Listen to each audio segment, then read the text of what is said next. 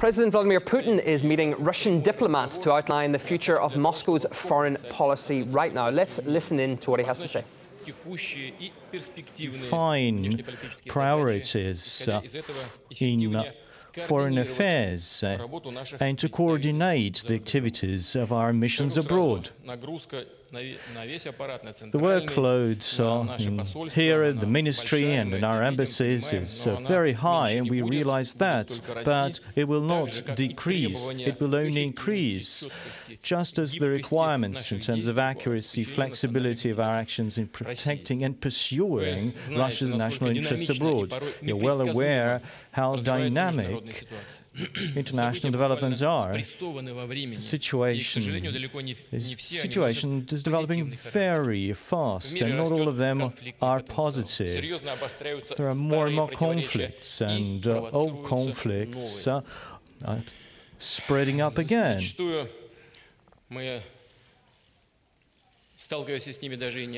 Very often we face them in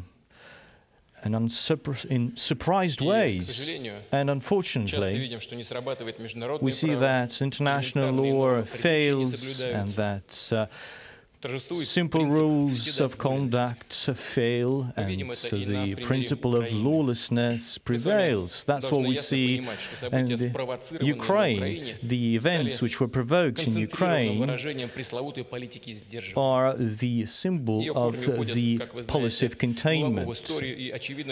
And so these policies goes down to decades back, and that containment policy has not stopped after the end of the Cold War. As you saw in Ukraine, our compatriots found themselves under threat. It's Russians and people of other ethnic groups, their language and their rights that are guaranteed by European conventions. These are Russian-speaking people. These are people who feel themselves as part of the great Russian world. It's not ethnic Russians necessarily, but those who feel themselves as Russians. So what kind of response did our Western partners expect from us, given the developments in Ukraine? Of course, we had no right to leave Crimeans and people in Sevastopol in the lurch, to the mercy of radicals and nationalists. We didn't want our access to the Black Sea restricted. We didn't want the city of Sevastopol and the coast of Crimea be occupied by NATO forces, and so that there would be a drastic shift in terms of the status quo, in terms of the balance of power in the Black Sea. So we don't want all of the achievements by the in Russian history, starting from Peter the Great, to be undone. Russia will promote the interests of Russians and will protect the interests of Russians using economic, political and any other means, humanitarian operations including, and also the right for self-defense. I'd like to underline that what happened in Ukraine is the culmination of negative trends in international affairs, and that has been accumulated over the past several years. So we have warned in advance about that, and our forecasts are coming true. And you've heard about the latest attempts to restore peace in Ukraine, and of course the staff of the Foreign Ministry and the Foreign Minister have taken an active role in securing peace. You've heard about multiple conferences and negotiations. Unfortunately, President Poroshenko took the decision to resume the military operation, and we were not able, but when I say we, it's me and my counterparts in the West. We have not been able to persuade him that the road to a long and lasting peace cannot lie through a war. And to date, Mr. Poroshenko didn't have anything to do with the previous military orders, but now he's taken up the full responsibility for the continuation of this military campaign. We have not been able to voice the plan that we agreed between the four counterparts, France, Germany, Ukraine and Russia, the declaration on the necessity to preserve peace. After the ceasefire was declared, the substantive negotiations never started. There was just an ultimatum on disarmament. That was good enough. I mean, the declaration of ceasefire, but that's not enough to settle the situation, to arrive at a lasting solution.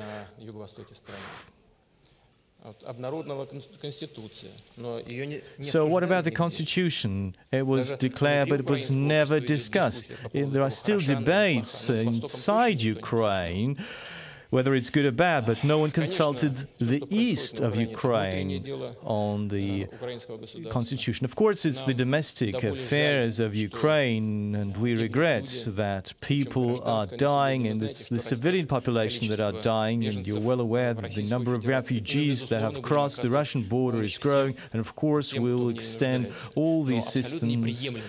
But it's unacceptable when journalists are killed, and I reminded President Poroshenko about that yesterday. As I see it,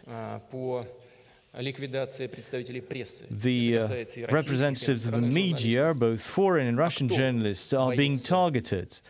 Who is afraid of objective information being spread? It's those who commit crimes.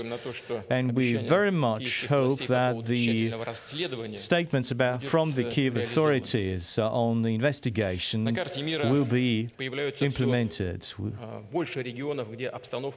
There are more and more regions in the world where we see turbulent developments. It's Europe, the Middle East, Asia, the Asia-Pacific, Africa. We see systemic disbalances in trade, finances. We see that moral and spiritual values are being eroded. There are no doubts that the unipolar model of the world development has failed. People want to determine their path for the future themselves. They want to keep their cultural identity, and that runs counter to attempt by some countries to preserve their dominance in the defense, in ideology, in politics and finance. It has nothing to do with us directly, but what's being done to French banks can't cause anything but indignation in Europe and here in Russia. We are aware of the pressure that our US partners exert over France in terms of not exporting Mistral helicopter carriers to Russia, and there was a caveat that if they didn't supply those helicopter carriers, they would lessen or even lift those sanctions against French banks. It's unacceptable to work like this on international affairs. Of course, sanctions, as we presume, they should be only adopted in line with Article 7 of the UN Charter. Otherwise, these are not sanctions, or it might be something else, some unilateral tool. Over the past 2 years, our partners have convinced us that they have good intentions, that they want to preserve cooperation, but they have expanded NATO. They've moved their political borders closer to Russia's borders. And when we posed legitimate questions to them, do you want to discuss this with us? They said, it's none of your business. There are still those who talk that they're exceptional. They don't like Russia's independent policy, and events in Ukraine prove that.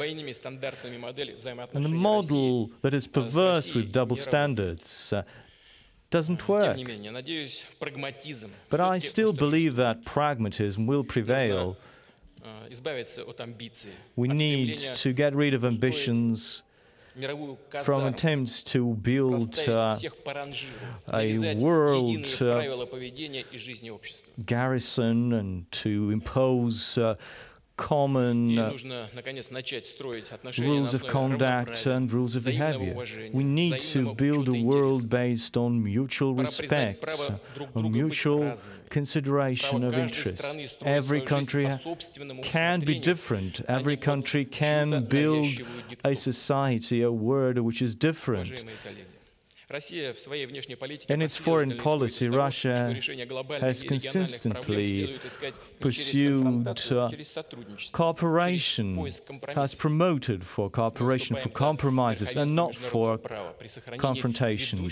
We urge for the fact that international law should be equal to everyone and should not be used discriminately to service the interests of individual states, and it should also be interpreted in one fashion.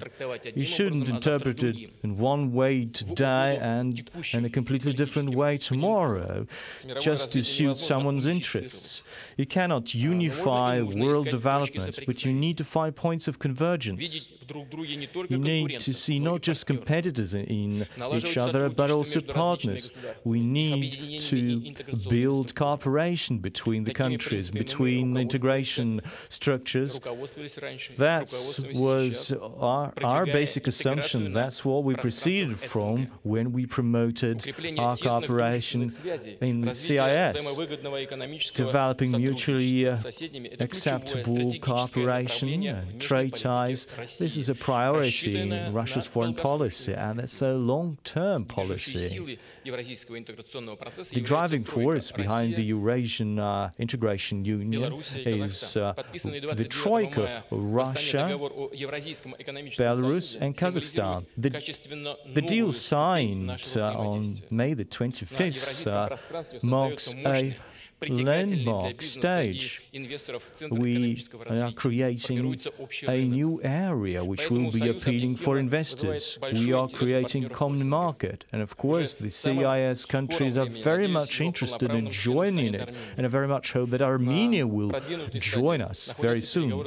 Negotiations with Kyrgyzstan are at an advanced stage. We are open to other countries as well. By promoting this Eurasian integration process, we do not isolate ourselves from the rest of the world. We are prepared to negotiate prospects for free trade zones with individual countries and with regional organizations. With the EU in particular, Europe is a key strategic partner. We want to find new ways to expand our trade ties and investment opportunities. We need to remove barriers for trade. We need to upgrade our legal framework, especially in energy as a key sector. That should be a cooperation based on respect for mutual interests. And that, of course, will define the stability of the whole Eurasian space. And, of course, the stable and steady development of our economies. We're always invested into natural gas infrastructure together with the EU authorities. We've built the Nord Stream pipeline along the bed of the North Sea. And, of course, despite the barriers, we will push for the South Stream project to be implemented. And of course, we all understand that the EU is being used by someone, that it's become the victim of a short-sighted approach. And Ukraine has breached its obligations in terms of buying gas, and they have failed to pay for the gas. They have not paid for November and December, and this is completely unacceptable. Our partners are resorting to blackmail. They want a decrease in price, completely unjustified. Although the contract was signed in 2009, that was implemented in good faith. And as you know, the Ukrainian court has lifted all of the charges against former Prime Minister Yulia Tymoshenko, which signed this contract. So it means that the Ukrainian judiciary acknowledged that the contract is in line with international law and with the Ukrainian law, but still they don't want to pay for that, they don't want to deliver on their commitments. Since starting from June the 16th, we've switched to advance payments, and so they will only receive as much gas as they pay for. At the moment, they don't get anything from us. They only get natural gas on the so-called reverse supplies. Well, but actually, there's no reverse. You cannot push gas using the same pipe backwards. You don't need to be an expert in natural gas to understand that it's not possible. They are using our natural gas and they pay for that. We are aware of that. We're not taking any steps at the moment, just not to escalate the situation. But of course, we all need to learn the lessons. But good faith consumers and good faith suppliers should not be held a victim and prisoners in this situation. But we all need to think of how to minimize different political economic risks and to avoid different force majeures. In August 2015, we will mark the 40-year anniversary of the final acts of the OSCE.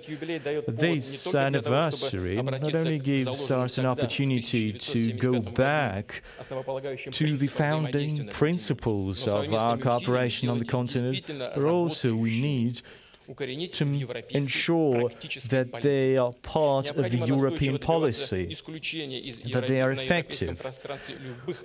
We need to make sure that there are no unconstitutional coups on the European continent. There are no interference from the outside. There is no promotion of radical and neo-Nazi forces.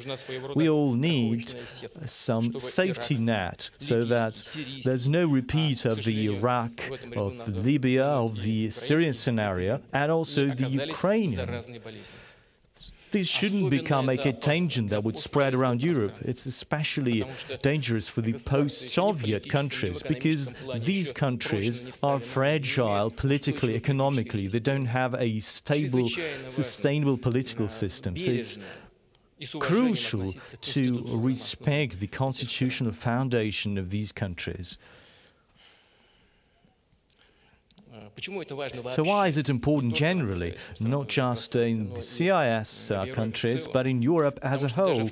Because even in the countries of Eastern and Western Europe, where seemingly things are okay, there are a lot of hidden ethnic and social differences which could escalate, which could give rise to extremism, and could be used, exploited by external forces. They could rock the boat and could lead to the toppling of the government in an illegal way, and then we could all see the negative ramifications.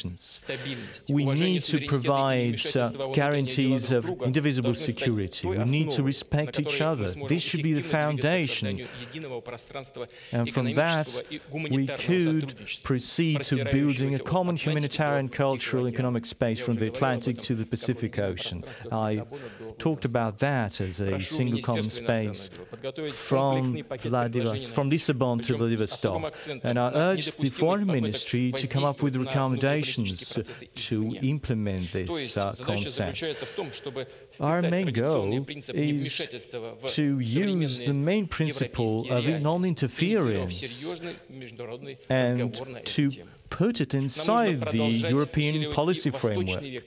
We need to increase our cooperation with the Asian countries and to focus more on the Asia-Pacific. Of course, that would help us to develop the Far East and Siberia. The policy of Russia in the Asia-Pacific should be built on the protection of our eastern borders, on ensuring the stability in the region, and Russia will will chair the Shanghai Cooperation Organization, and in the summer of June 2015, we will host in the city of Ufa the summits of the Shanghai Cooperation Organization and BRICS. We need to increase our cooperation with China.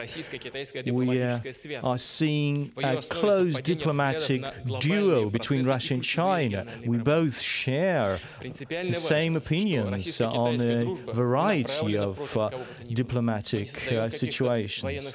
We are not cooperating against someone. We are not building any blocks. It's a vivid example of a very productive cooperation based on mutual respect and cooperation. We want to develop our relations with our traditional partners, India and Vietnam, who are playing an increasing role in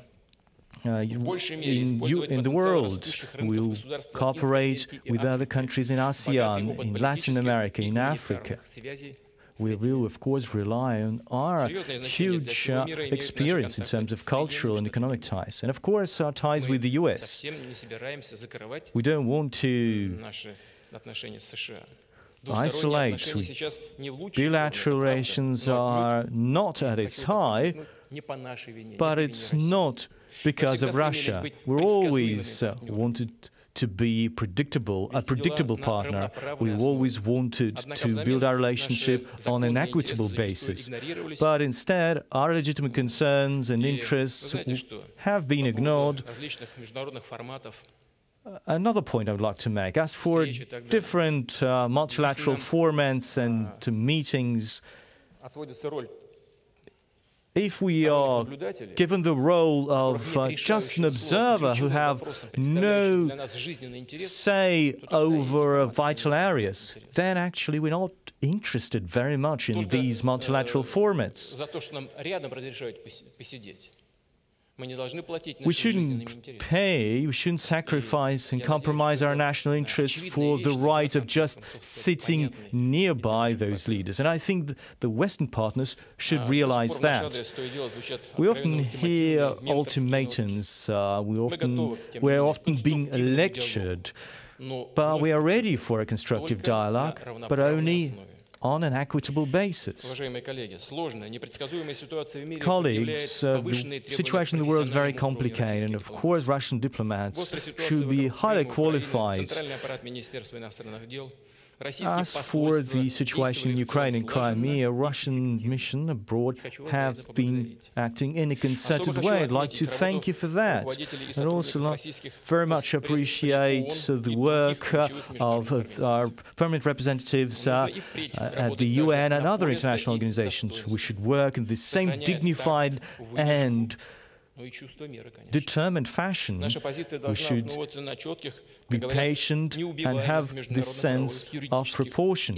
We should rely on the arguments which are non-negotiable. We should rely on the moral strength. And of course, the leadership of Russia will do everything to make sure that you can conduct your own activities.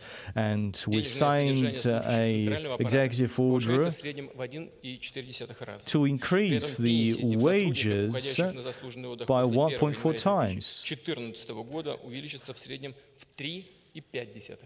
And the pensions for retired ambassadors will grow by 3.5%. And of course, we will continue to increase the pensions starting from 2016, but that increase will be a 4-time increase, and I'm sure that that will help to increase the efficiency of Russia's foreign policy. We would also like to urge the Russian government to provide additional guarantees to other agencies, to the technical staff who work at foreign missions, especially in the face of terrorist threats. Of course, diplomatic service needs to be codified as a special kind of service for the Russian Federation. We'll consider these remarks. So the first part is now over. I would like to thank the media for the attention. But